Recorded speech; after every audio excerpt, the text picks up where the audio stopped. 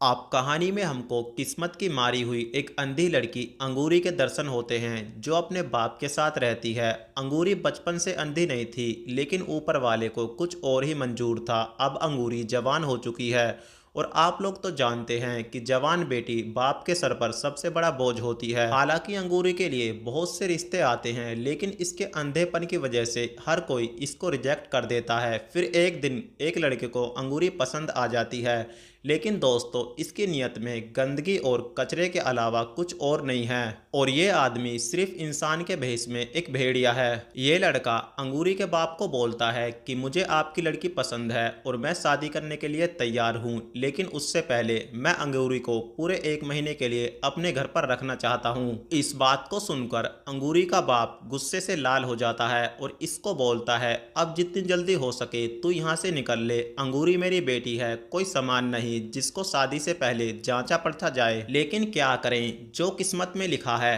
होना तो वही है, और जो होता है अच्छे के लिए होता है। फिर एक दिन अंगूरी की किस्मत पलट जाती है, क्योंकि रास्ते पे चलते समय ये एक आदमी से टकरा जाती है और इसको बोलती है कि मुझको माफ करना, मैंने आपको देखा नहीं, दरअसल मैं अंधी हूँ। अब मजे की बात यह होती है कि जिस इंसान के साथ अंगूरी की टक्कर होती है वो इंसान भी अंधा होता है। अब उसके बाद ये दोनों अंधे एक दूसरे के साथ बातें करना शुरू कर देते हैं और एक दूसरे के साथ ज़्यादा से ज़्यादा समय बिताने लगते हैं, और धीरे धीरे इनकी ये बातें प्यार में बदल जाती हैं। और उसके बाद रोहित अंगूरी के बाप से इसका हाथ मांगता है, तो इसका बाप इन दोनों की शादी कर देता है। अब शादी के बाद रोहित के कुछ हरामी दोस्त मिलने के बहाने रोहित के घर पर आते हैं और अंगूरी के अंधेपन का गलत फायदा उठाते हैं। अब अंगूरी रोहित को बोलती है, सुनिए ना, मेरे साथ कुछ तो गलत हो रहा है, लेकिन दोस्तों अंधेपन की वजह से ये चोर को कैसे पकड़े। अब उसके बाद ये दोनों अंधे चोर को पकड़ने के लिए एक प्लान बनाते हैं और फाइनली इनका ये प्लान सक्सेसफुल हो जाता है। और उसके बाद रोहित इस लोंडे में गोली मार देता है और इसी के साथ कहानी यहीं पर समाप्त हो जाती है।